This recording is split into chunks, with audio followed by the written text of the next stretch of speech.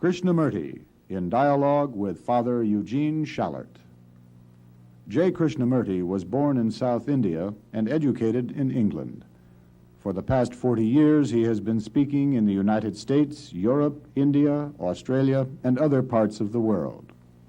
From the outset of his life's work, he repudiated all connections with organized religions and ideologies and said that his only concern was to set men absolutely, unconditionally free. He is the author of many books, among them The Awakening of Intelligence, The Urgency of Change, Freedom from the Known, and Flight of the Eagle. In dialogue with Krishnamurti is the Reverend Eugene J. Shallert of the Society of Jesuits, the director of the Center for Sociological Research at the University of San Francisco, where Father Shallert is an associate professor of sociology.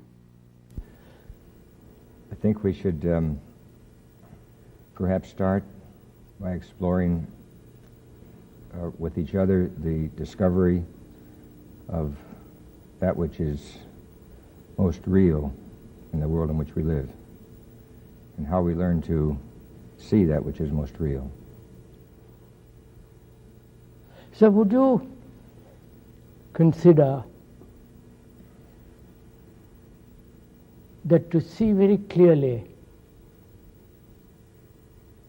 the whole complex human problem, not only politically, religiously, socially, but also the inward morality, a sense of otherness, if you can use that word, mustn't one have total freedom? Yes, I don't see how one can possibly explore anything of relevance to the world in which we live in the absence of a recognition or an awareness of his own inner freedom. I think that somehow or other to feel that we are limited or somehow or other constricted in our approach to social, economic, or political, moral problems, particularly, or religious problems, that we can explore these from some other base than the real base, which is the base of being free. So, but most religions and most cultures, whether Asiatic, India, or Europe and therefore America, they condition the mind a great deal. And you notice it as one travels around, how in each country, in each culture, they have taken tremendous pain to shape the mind. I suppose this is the function of culture, to shape the mind. I don't think it's a very effective function, but I think it's a function of culture to provide, in a sense, a buffer between the overwhelming dimensions of human existence, which then would transcend and encompass all existence, and which becomes an overwhelming sort of experience for a person. I think that cultures do, in a sense, soften or attempt to make culture manageable or doable in some way or another. Yes, but I was thinking really, when one considers how the world is divided politically, religiously, socially, morally, and especially in the religious field, which should be the unifying factor of all cultures. There one sees how religions have separated man. Yes, the and Catholic, even the Protestant, the Hindu, the Muslim, and they're all say we're all seeking one thing.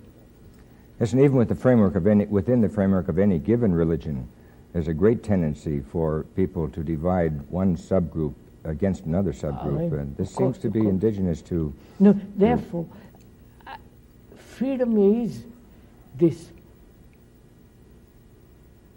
the negation of being conditioned by any culture, by any religious division or political division. I would think in some sense that ultimate freedom is the negation of such a condition. I think the struggle for freedom is precisely the attempt to break through or undercut or get at that which underlies these various conditioning processes. I think the conditioning processes themselves go on, and that in each human being or in each flower or in each animal, and the task in the pursuit of freedom is precisely to break through somehow or other to that which is in some sense ultimately real. What we mean by conditioning? Well, conditioning in cultures throughout history and across space is quite varied, as you know. Conditioning, for example, in the Western world of today, has been achieved primarily through the process of the enlightenment of rational, logical processes, which I suppose are productive. Without rational processes, we wouldn't have television cameras to talk on. At the same time, with television cameras, we may not see anything. And so I suspect that what we're dealing with in our world as a primary conditioning agency is the whole world of the kinds of thoughts or categories or concepts or constructs, I call them fantasies, that people deal with and somehow or other think are real. Yes, sir, but don't these conditionings separate man? Unquestionably, yes. They separate man both within himself and outwardly and outwardly, yes. So, if we are concerned with peace, with ending war, with living in a world in which this terrible violence, this separation, the brutality and all the rest of it is to end, it seems to me that the function of any serious religious man, because I feel a religion is the only factor that unifies man. Yes. Not politics, economics and all the rest of it, but the religious factor. And instead of bringing man together, religions have separated man. I'm not sure that that's quite right. I think that religion has been defined by cultures as a unifying force between men. There's not an awful lot of evidence in history that it's ever achieved this particular function. No.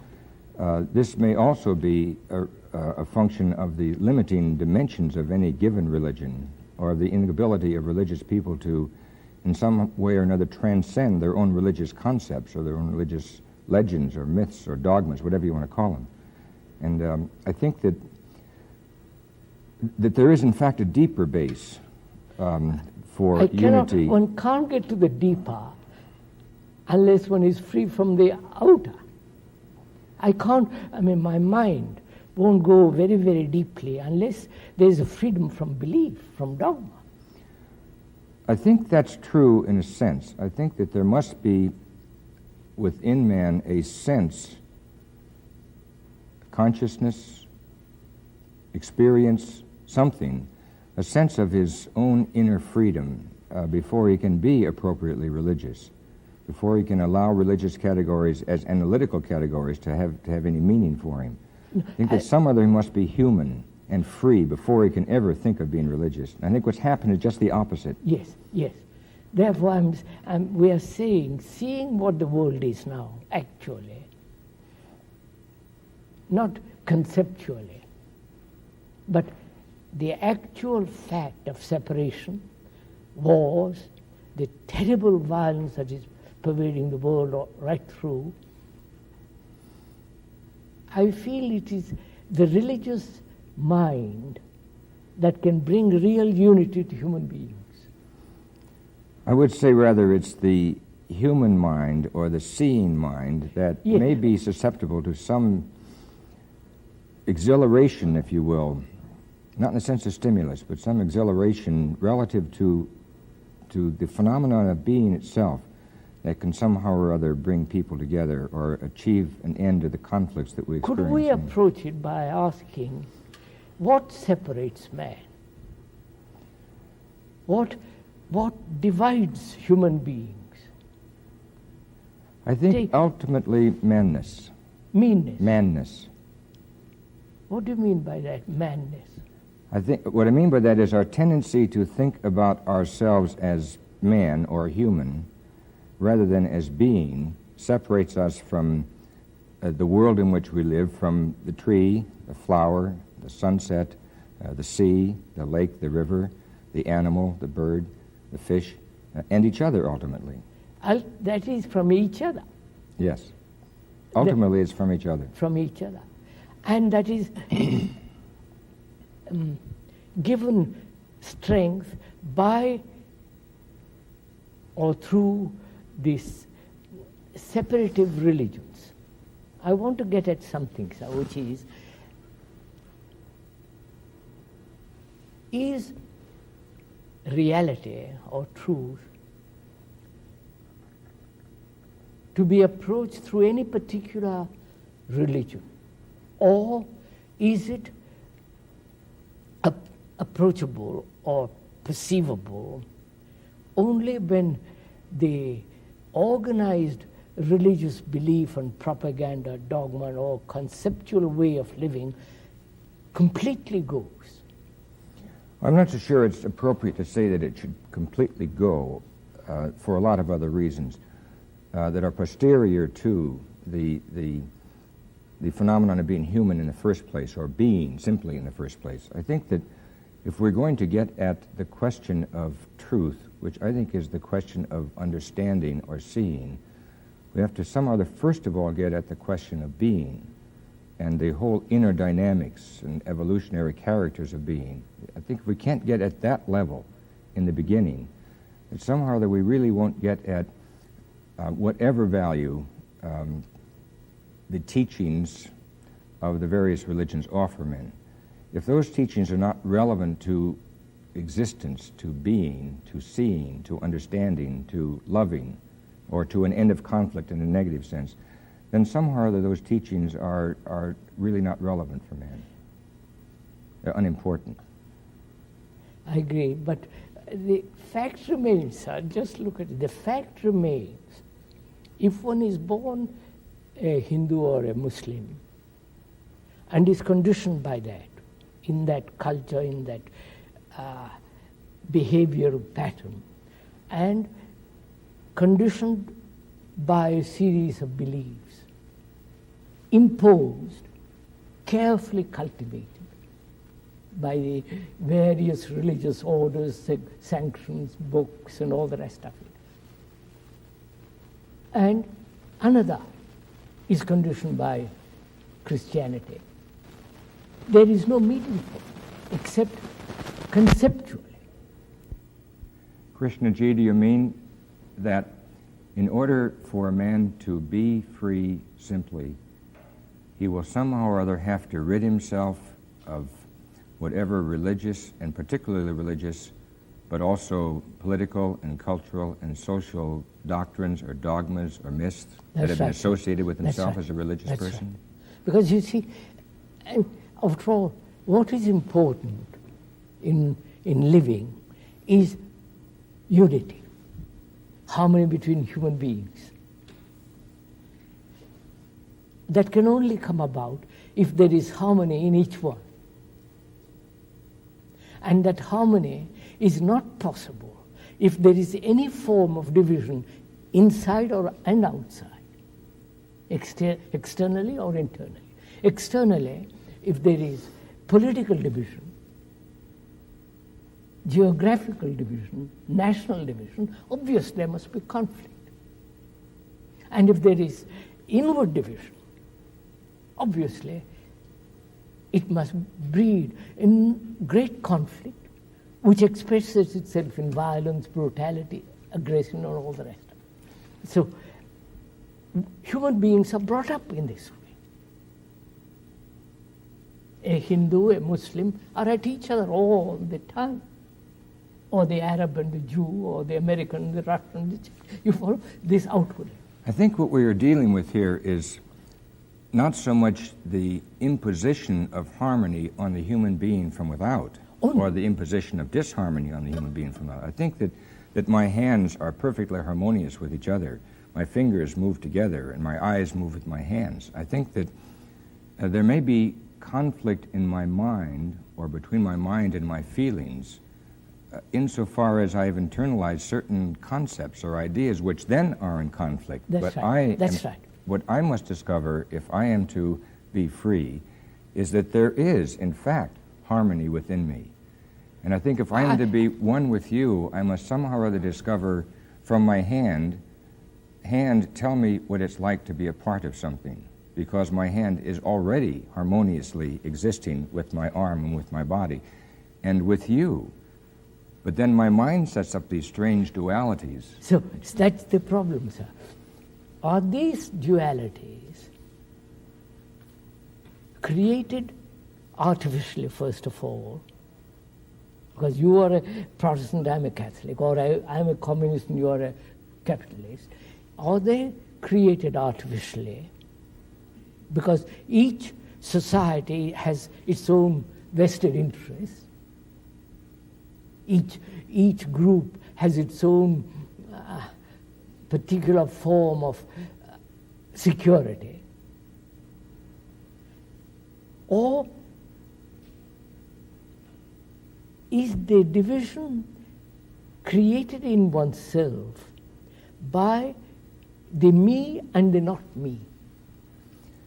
I think that what I mean? I understand what you mean. The me is my ego, my selfishness, my ambitions, greed, envy, and that excludes, separates you from entering into that field. I think that really the more one is conscious of his selfishness, his greed, his ambition, or on the other side of the fence, his security, or even his peace in a superficial sense, the more unconscious he is of the inner self who is in fact already one with you. However much I may be unaware of that. Just a minute, sir. That becomes a dangerous thing, because the Hindus have maintained, as most religions have maintained, that in you there is harmony, there is God, there is reality in you. And all that you have to do is peel off the layers of corruption, the layers of hypocrisy, the layers of stupidity, and gradually come to that point where you are established in harmony, because you have already got it. I think that the Hindus don't have a monopoly on that particular way of thinking. I don't we say Catholics that. have the same problem. Same problem, and, of course. I think that what we're confronted with a discovery, with the discovery of seeing, of understanding, of loving, of trusting, all these primary sorts of words. We're confronted with the discovering of these things. And peeling back layers, I do not think is the way of discovering them. I think rather, whether it be layers of corruption, of goodness or evil, whatever, that is not the way of discovering them. One does not abstract from or pretend away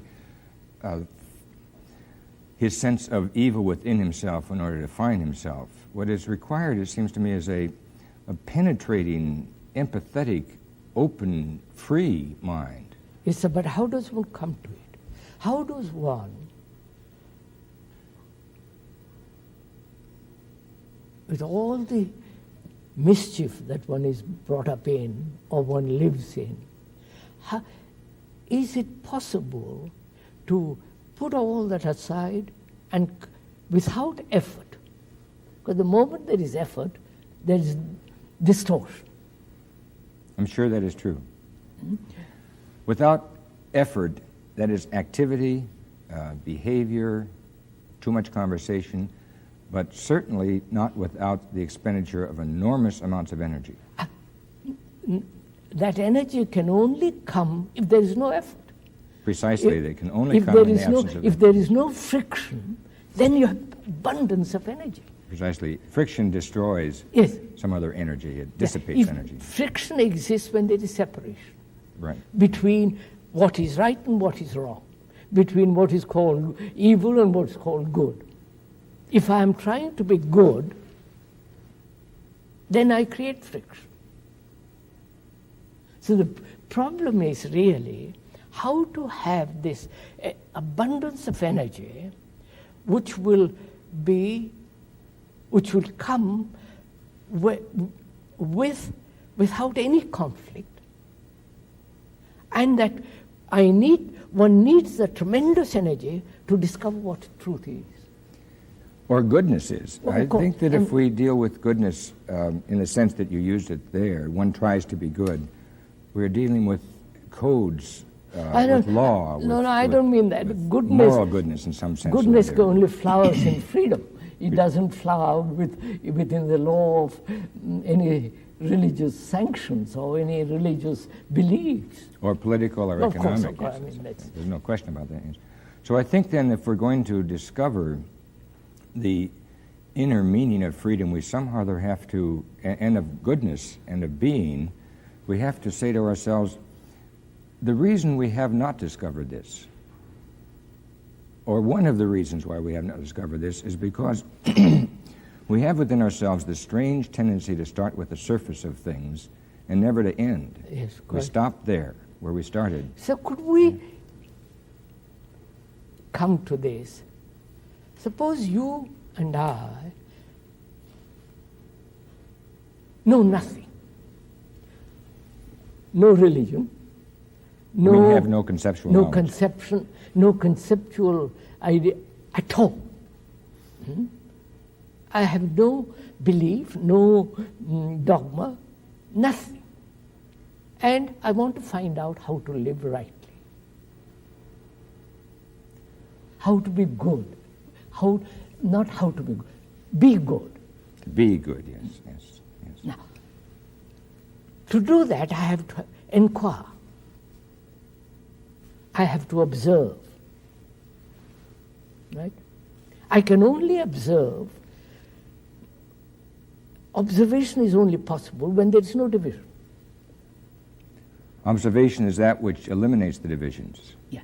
When the mind is capable of observing without division, then I perceive. Then there is perception. It's in any scene that takes place that is more than conceptual or categorical scene or observing constructs, mental constructs, in any scene that takes place, a truth is encountered, and being and truth and goodness are all the same thing. Of course. Don't. So the question then is, why do I have to think about truth as though it were associated with the logical consistency of categories, rather than think about truth as though it were associated with my being itself? If I have to somehow or other always partialize my world, we spoke of the dualities, to think of, as we frequently do or did in the Catholic religion, of the duality of body and soul. And good and evil, incarnate in one form or another. If we have to always think that way, then we shall never find what it means to be good. To be good, yes. Or to be truthful, or to be at all. I think this is the problem. And as you suggested, there are so many centuries of cultural conditioning from all perspectives, that it's difficult. Well, human beings are brought up in this dualistic way of living. Yes, obviously. Yes. And maybe we could do this better if we could not consider the obvious dualities of good and evil, of the sacred and the profane, of right and wrong, of truth and falsehood. Wouldn't think any of these dualities, but could somehow or other come to grips with the duality that bedevils us the most, the duality of you and me. Now, of man and woman. Yes, duality of me and you. Now, what is the root of that? What is the source of this division as me and you? We and they. Politically, you follow? There cannot be any source of this in us because we are one. Like the fingers of my hand are one. We're not aware of it. No, I know. When you say we are one, that is an assumption. I don't know. I'm one, actually, The division exists, and only when the division ceases, then I can say, I don't have to say I am one. There is a unity. When you say I am, you are saying I am one. Or no. adding one is redundant to that's I am. why I want to go a little bit into this, because there is only, as human beings live, there is me and you. My God and your God. My country and your country. My doctrine. This me and you, me and you. Now, the me is the conditioned entity. Yes.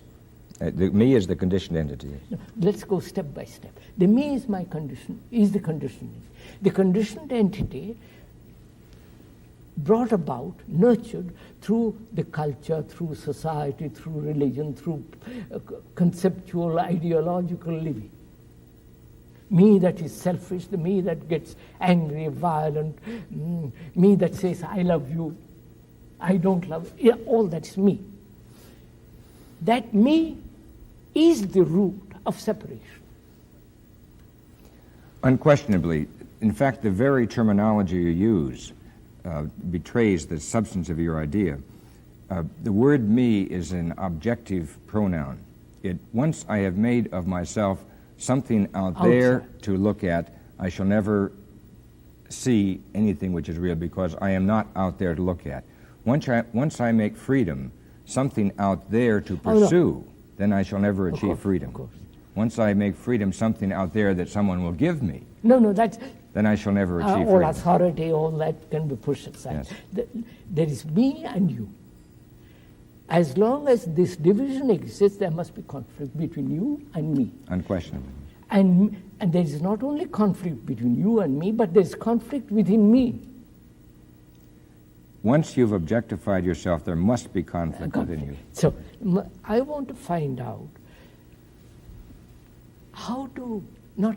whether this me can end,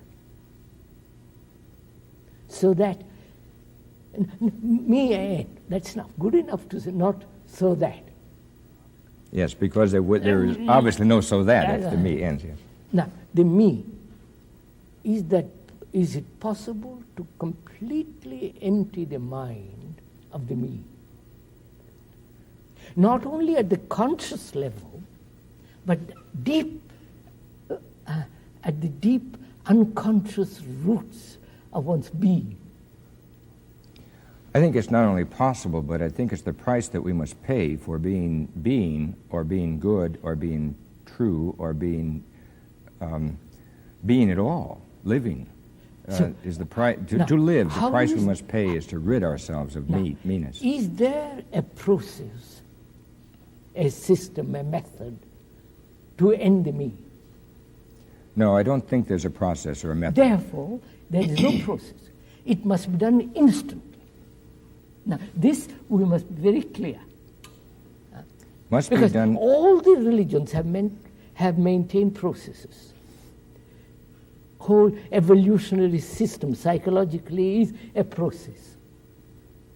If you say, and to me that's a reality, that it cannot possibly be a process, which means a matter of time, degree, gradualness, then there is only one problem, which is to end it instantly. Yes, to destroy the monster at one step. Instantly. Yes. It's unquestionably what must be done. We must destroy meanness. No, destroy, I won't use the ending of the me, with all the accumulation, with all the experiences, what it has accumulated, consciously and unconsciously, can that whole content be thrown out? Not by effort, by me. If I say by me, I'll throw it out. It is still the me. Yes. Or if I throw it out by exertion of will, it is still the me. The me remains. It is not, clearly, in my mind, it is not an act or an activity of the mind, nor an activity of the will, nor an activity of the feelings, nor an activity of the body, which will help me to see me. Pardon me. No. will help me to see. See, yeah. And since we in this world are so wrapped up with doing, with having, with acting, we really don't understand reflectively and profoundly what takes place before we act or before we possess. And I think that it's incumbent upon us to reflect backwards and see that there is seeing before seeing takes place, in the two senses of the word seeing. Just as there is loving before one becomes aware of loving. And certainly just as there is being before one becomes aware of being. Yes, sir, but it's the question of reflecting backwards, inwardly, deeply enough. No, just a minute, sir. That's the difficulty, because the me is at a conscious level and then at the deeper levels of consciousness. Can the conscious mind examine the unconscious me and expose it? Or the content of consciousness is the me? No, the self transcends the content of consciousness, but the me may well be the content of consciousness. But the me is not the I. The me is not the self. Wait. I include in the me the self, the ego, the whole conceptual ideation about myself, the higher self, the lower self, the soul, the body. All that is the content of my consciousness, which makes the I, which makes the ego, which is the me. It certainly makes the me, yes.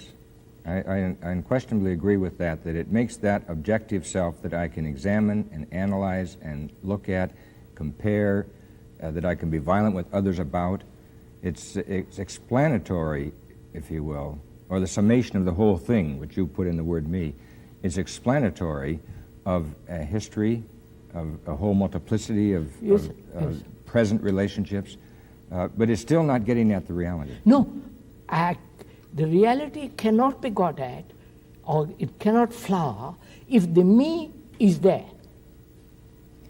Whenever, as I said before, whenever I insist upon viewing you as me, then the reality cannot flower and freedom will not be. So, can the content of my consciousness, which is the me, which is my ego, myself, my ideations, my thoughts, my ambitions, my greeds, all that is the me, my nation, my desire for security, my desire for pleasure, my desire for sex, my desire for to do this and do that, all that is the content of my consciousness. As long as that content remains, there must be separation between you and me, between good and bad, and the whole division takes place. Now, we are saying the emptying of that content is not a process of time. Nor is it subject to methodology. Methodology. So, then what is one to do? Let's look at it. Let's take time a little bit over this, because it's quite important, because most people say you must practice, you must strive, you must make a tremendous effort, live discipline, control, suppress. I'm very familiar with all that. That's all out. That has not been helpful. Not at all. No. So, how is the content to be emptied with one stroke, as it were?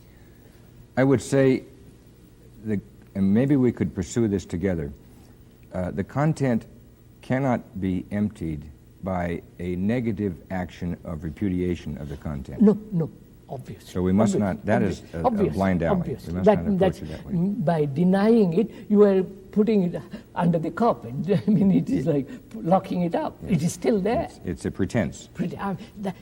That just, one has to see this. One has to be tremendously honest in this. Yes. Otherwise one plays tricks upon oneself. Yes. One deceives oneself. I see clearly, logically, that the me is the mischief in the world. Well, I don't see that so logically as simply intuitively. I mean, all right. It's not the result of a discursive act. No, of course it's not a dialectic. Analytical dialectic. You see it. You see a selfish human being, whether it's politically high or low, you see human beings selfish and how destructive they are. Now the question is, can this content be emptied so that the mind is really empty and active and therefore capable of perception? Probably the content cannot be simply emptied. I think that the content can be put in a perspective or can be seen for its inadequacy or its inappropriateness by a very energetic act of simply seeing. That's what I said in the beginning, that so long as I look at the truths of any given religion, I am not finding truth itself. And the way I discover the relative value of the truths of any given religion is precisely by seeing truth itself, in itself, not as an object. No, I cannot, the mind cannot perceive the truth if there is division. That I must stick to you. Once you have division of any kind, that's finished. Then you're in the categorical level, and then you will not see. Therefore, my question is, whether the mind can empty its content? Well, this is really, you follow the... I follow what you're saying, and I think you are devising a new methodology. No, I'm not devising a method. I don't believe in methods. I think it's the most mechanical, destructive things. But then you, after having said that, then you come back and say, but if the mind if the self is really to see, it must empty itself of content. Isn't this a method? No. But why, sir, is it not a method? I'll show you, sir. It's not a method because we said as long as there is division, there must be conflict. That is so, politically, religiously. And we say division exists because of the me. Me is the content of my consciousness.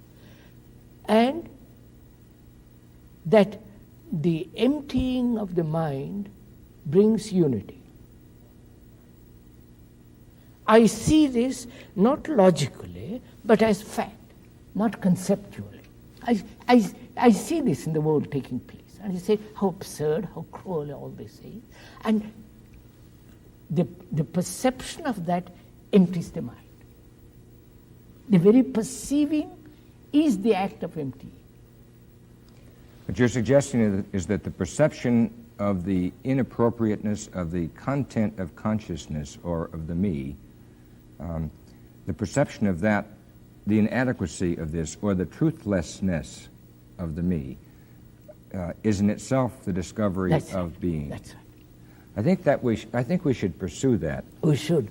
Because I wonder if the perception is in fact that negative, or might in fact be very positive. No. That it's rather in the simple seeing of the being of things, and it wouldn't have to be me or you in the objective sense. It could be this table or my hand or whatever, that I discover the inadequacy of such things as the content of consciousness or these objective sorts of things like me or you in the objective sense. So it may be a rather profound display of intellectual or rather personal energy that simply makes itself by reason of the display visible to me. It's easy, it's dissipating, and at the same time it's easy to deal with concepts. We've agreed on that. It's easy to create concepts. We've agreed on that. It's easier, I maintain, to see simply. Of course. Prior to concepts. Seeing. Just simply seeing. So, there is no perception if that perception is through an image. There's no perception if the perception is through an image. I think that is very true. Now, the mind has images. The mind is bedeviled with images. I just said, it has images. I have an image of you and you have an image of me. These images are built through contact, through relationship, through you are saying this, you are hurting me, and it's built. It is there, which is memory. The brain cells themselves are the residue of memory, which is the image formation, right? Now, the question then is, memory, which is knowledge, is necessary to function. Technically, to walk home or drive home, I need memory. Therefore, memory has a place as knowledge. And knowledge as image has no place in relationship between human beings. I still think that we are avoiding the issue at hand, because I think what you have said relative to the question of memory is, as you have suggested, terribly important. But I don't think that memory or the repudiation of memory by consciousness or the repudiation of the content of consciousness is the solution to the problem. I think what we have to do is say, how is it, Krishnaji, that you, and I'm not talking methodology now, but I know that you have seen, how is it that you saw or that you see? And don't tell me what you eliminated in order to describe to me what I saw. How you You simply see. Yes, now suppose you wanted to say to someone who had no such experience, you simply see, because I say the same thing myself all the time. Well, you simply see. And people say, you simply see how? And we must somehow or other, if we are to be teachers, deal with yes, this is, let me take you by the hand and I will show you how to see. I'll show you. I think that's fairly simple.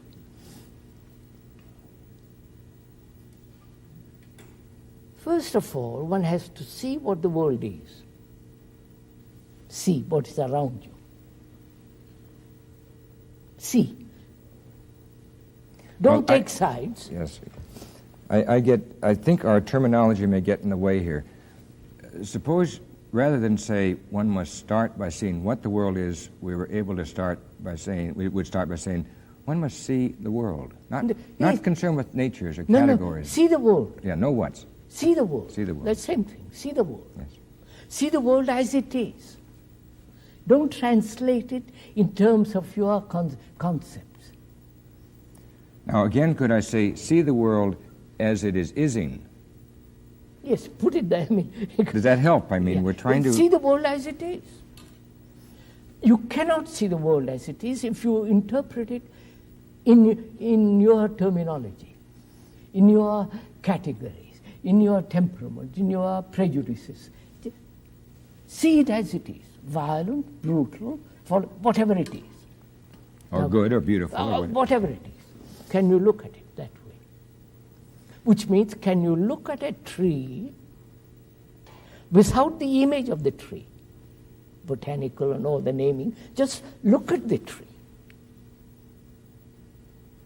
And once you have discovered, and it's not easy in our world to discover, the simple experience of seeing the tree without thinking treeness, or its nature, or as you say, its botany and things of that kind, then what would you suggest is the next step in the pursuit of seeing? Then seeing myself as I am.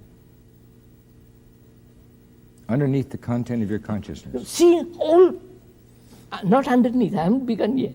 I see what I am. Therefore, self-knowing. There must be an observation of myself as I am, without saying how terrible, how ugly, how beautiful, how sentimental, just to be aware all the movement of myself, conscious as well as unconscious. I begin with the tree, not process. I see that. And I must see this way myself.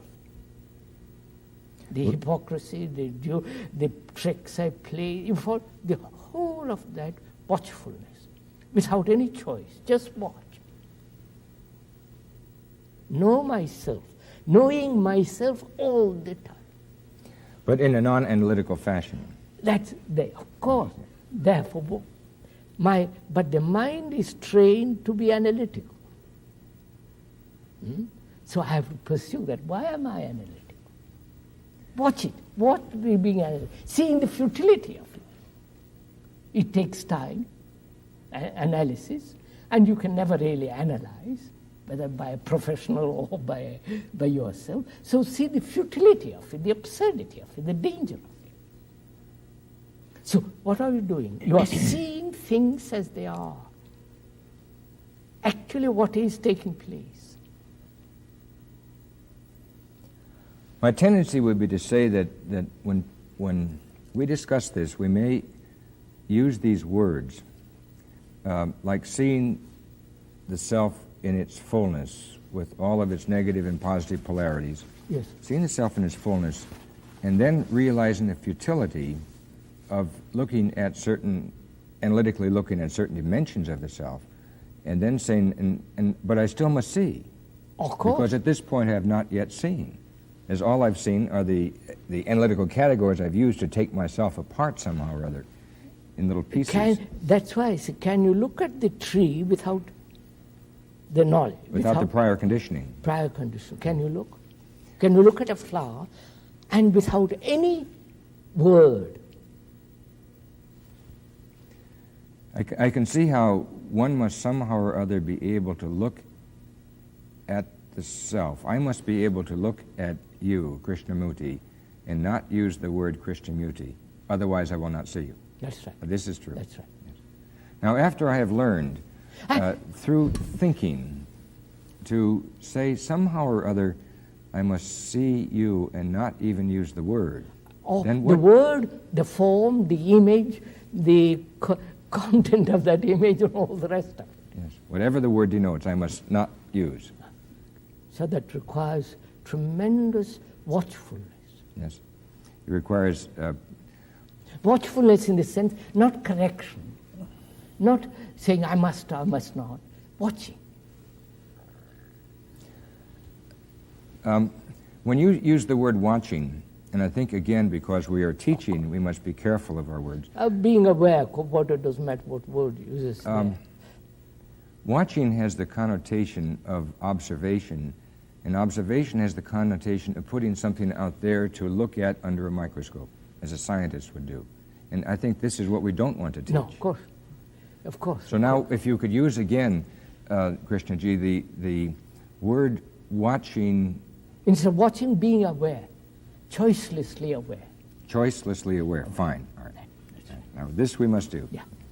Choicelessly aware of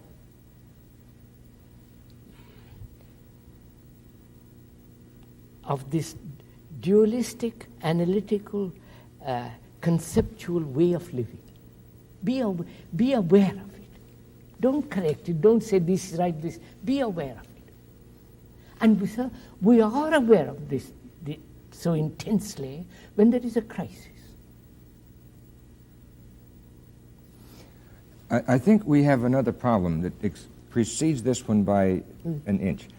And I think the other problem is, what kinds of questions can I ask myself in order to be aware of you and not use the categories, or to be aware of the fact that in being aware of you, I am using the categories and the stereotypes and all these other funny images that I use all the time? Is there some way in which I can address myself to you using certain kinds of words, not ideas, words that don't relate to ideas at all. See, using certain kind of words that don't relate to ideas, that somehow they will teach me, or teach you, or teach whomsoever, that there is something more important or more significant in you than your name, or your nature, or your content, or your consciousness, or your good, or your evil. What words would you use if you were to teach a young person or an old person, because we all have the problem? What words would you use in order to make it understandable in a non-rational, or rather in a pre-rational way, that you are more than your name connotes? I would use that word, I think, be choicelessly aware. To be choicelessly aware. Because to choose, as we do, is one of our great conflicts. And we, for some strange reason, associate choice with freedom, which is the antithesis of freedom. It's absurd, yes. Of course. But now, so then to be freely aware. Yeah, freely, choicelessly. Not in the sense of choicelessness, freely aware, yes. Now, suppose that someone would want to say, but sir, I don't understand completely what you mean by choicelessly aware. Can you show me what you mean? First of all, choice implies duality. Choice implies duality, yes. But there is choice. I choose that carpet better than the other carpet. But there, at that level, it is choice must exist. But when there is an awareness of yourself, choice implies duality. Choice implies effort. Choice implies a highly developed consciousness of limitation. Yes, yes. Choice implies also conformity. And choice implies conformity, Yeah. cultural conditioning. Conformity. Conformity means imitation. Yes. Imitation means more conflict, trying to live up to something. So there must be an understanding of that word, not only verbally, but inwardly, the meaning of it, the significance of it. That is, I understand the full significance of choice, the entire choice. May I attempt to translate this now? Yes. Would you say that choiceless awareness means that I am somehow or other conscious of your presence to the within of me, and I don't need the choice? The choice is irrelevant. The choice is abstract. The choice has to do with the categories. When I don't feel, having seen you, that I must choose you, or choose to like you, or choose to love you, that no choice is involved, then would you say I have choiceless awareness of you? Yes, but you see, sir, is there in love choice? I love. Is there choice? There is no choice in love. No, that's just it. Choice is a process of the intellect. I explain this as much as we can, discuss it, go into it. But I see the significance of it. Now, to be aware, what does that mean, to be aware? To be aware of things about you outwardly, and also to be aware inwardly, what's happening, your motives, your anxiety. To be aware, again, choicelessly. Watch, look, listen, so that you are watching without any movement of thought. The thought is the image. Thought is the word. To watch without thought coming and pushing you in any direction. Just to watch. I think you used a better word before when you said aware. To be aware. Yes, sir. Because it's an act of existence rather than an act of the mind or the feelings or anything. So then I have to somehow or other become, eventually, and therefore be aware in a precognitive sense of your presence. Be aware. That's and this antecedes choice. Yes. And it makes choice unnecessary. There's no choice. Be aware. No choice. There's Yes. no choice. Be aware. Choiceless awareness is. From there, there is an awareness of the me. Awareness, how hypocritical, how, the whole of the movement of the me and the you. But sir, you're moving backwards now. We've already... I know. I moved so that we related to. So that there is this quality of mind that is free from the me. And therefore no separation. I don't say we are one, but we discover the unity as a living thing, not a conceptual thing, when there is this sense of choiceless attention. Yes.